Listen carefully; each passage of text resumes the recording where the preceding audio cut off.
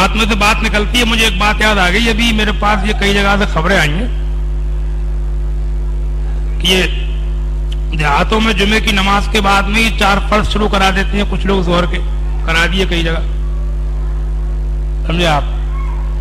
तो मेरे पास कई जगह से ऐसी खबरें आई हैं कि उन 4 फर्जों की वजह से जमात से जब पढ़े गए तो लोग चौंक गए कि ये क्या हो रहा, हमारे यहाँ 100 साल से जुमा हो रहा था, ये क्या।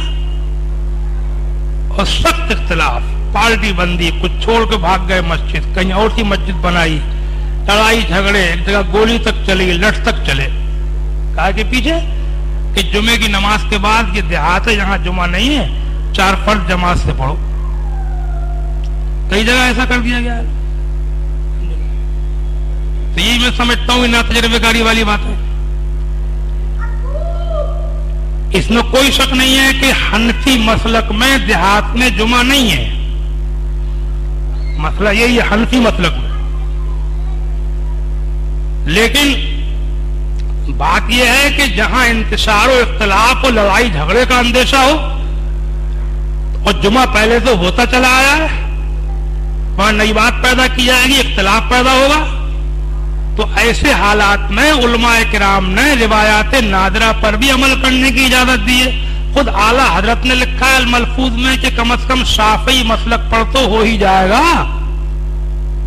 इमाम शाफी के यहाँ देहात में जुमा है और चारों मसलकों को हम हक मानते हैं, तो लड़ाई झगड़े से तो बेहतर है कि शाफी मसलक पर इत्तेफाक कर लिया जाए। ऐसे बहुत से मसाइल हैं कि उनके अंदर हालात जमाना के एतबार से दूसरे मसलक पर फतवे दिए गए, बहुत से मसले इस किस्म, समझे आप। और ये गुंजाइश है चारों मसलक के हक होने में, ये गुंजाइश है कि हालात जमाना के एतबार से, मुझे बहुत से बता दूंगा आपको मैं, ये किसी औरत का शौहर अगर खो जाए, पता ही नहीं कि मर गया कि जिंदा है, इमाम आजम हनीफा रहमतुल्लाह अलैह के मसलक में उसका मसला यह है कि उसकी उम्र जब 70 साल की हो जाएगी तो उस औरत को हुक्म देंगे कि अब तू और सा निकाह कर ले। 70 साल की हो जाएगी उसकी शौहर की उम्र, अगर 40 साल की उम्र में गायब हुआ है तो 30 साल के बाद निकाह की इजाजत देंगे, उसको 30 साल इंतजार करे। ये फतवा देते रहे लोग, यहां तक कि आला हजरत ने भी ये फतवा दिया। उसके बाद में हमारी उलमा इकराम ने जब हालात देखे तो अब 4 साल का जो इमाम मालिक का मसलक है, इमाम मालिक के मसलक में 4 साल का है कि 4 साल इंतजार करें। तो आजकल जितने अपने मुफ्ती हैं सब 4 साल का फतवा दे रहे हैं, क्योंकि अब वो जमाना नहीं है, इस्लामी हुकूमतें नहीं है, कोई वजीफे नहीं है, और कैसे इंतजार करेगी, फितनों का दौर है, बदकार हो सकती। बहुत सी ऐसी वजूहात देखते हुए उन्होंने देखा कि वो भी मसलक तो वो भी हक है, हालात के पेश नजर दे दिया फतवा इसके ऊपर। तो ये मैं बात याद आ गई मुझे। और ये 4 फर्जों वाली जहां तक बात है जुमे की नमाज के बाद में, तो आला हजरत का फतवों का दौर कम से कम 50 साल का रहा। 50 साल फतवे लिखे आला हजरत बरेली में। उनके दौर में कहीं पर ये 4 फर्ज शुरू नहीं हुए, समझे आप। बरेली के आसपास ये 50 गांव थे, उनका असर रसूख भी था, लोग मानते थे, आते जाते थे, बहुत से गांवों में रिश्तेदारियां थी उनकी।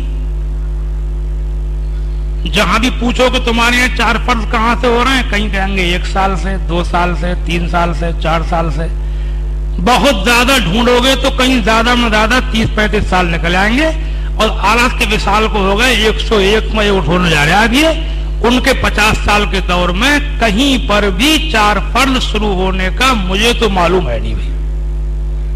अगर ये कोई ऐसी जरूरी चीज होती तो उनका असर था, वो करवा सकते थे, उन्होंने क्यों नहीं कराया ये काम, समझे आप। जहां देखो वो 10-20 साल 25 साल अभी हुआ। तो मैं समझता हूं ये मसला के आला हजरत ये कोई जरूरी चीज नहीं है। एक साहब कह रहे थे कि आलस के जमाने में ताजियेदारी भी तो होती थी। तो ताजियेदारी तो इसलिए होती थी कि उन्होंने उससे मना किया, जो मान गया मान गया, जो नहीं माना नहीं माना। 4 फर्ज पढ़ाने के लिए ऐसी कौन सी जगह है जुमे के बाद में कि उन्होंने कहा हो लोग ना माने हो? उनके कहने का ही कोई सबूत नहीं है, उन्होंने कहीं कहा ही नहीं। अगर कहते तो सब जगह नहीं होता, तो बरेली के आसपास 150 गांवों में तो वो करा ही देते कम से कम।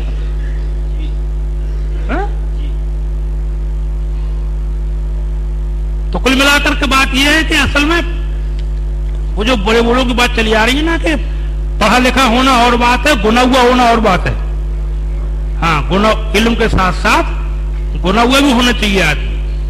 खाली किताबों में जो पढ़ लिया वो पढ़ के सुना दिया नहीं, उसके साथ साथ कभी कभी कुछ मसलहतें भी होती हैं, कुछ हिकमतें भी होती हैं, हालात जमाना के पेश नजर भी बहुत सी बातें देखी जाती हैं। सब में नहीं कह रहा हूं, लेकिन कुछ में ऐसा होता है। जमाने के एतबार से बहुत से मसाइल में इस किस्म के किए गए, समझे आप, तब्दीलियां की गई हैं, हुक्म शरा हालात के पेश नजर दिया गया है।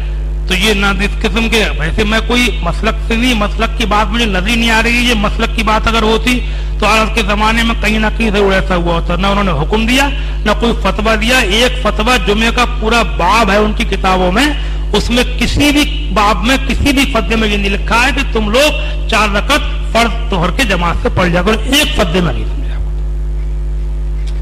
अब ऐसे जमात के जो जिम्मेदार पुराने मुफ्ती हैं, मैं उनसे मुत्तसिक हूं, जो वो कहें उनका हुक्म बेहतर है। लेकिन नए नए ना तजुर्बेकार मौलवी जो कल कल पढ़ के किताबें पढ़नी है, बस जो देख लिया खट से पेल दिया, जो देख लिया खट से पेल दिया।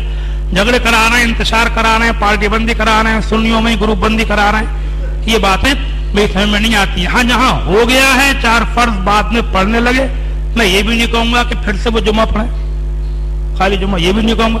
मुझे तो एक बात बड़ी अच्छी लगी, आला हजरत ने इसी जुमे के बारे में, देहात में जुमे के ताल्लुक से जगह लिखा है कि अवाम जैसे भी खुदा व रसूल का नाम ले गनीमत है। उन्हीं ने लिखा, अवाम जैसे भी खुदा और रसूल का नाम ले गनीमत है। मतलब आम आदमी, पब्लिक का आदमी, जाहिल आदमी अल्लाह रसूल का नाम जैसे भी लेने दो, ज्यादा बारीकियों में, ज्यादा दकीक बातों में, ज्यादा गहराइयों में उसको मत ले जाओ।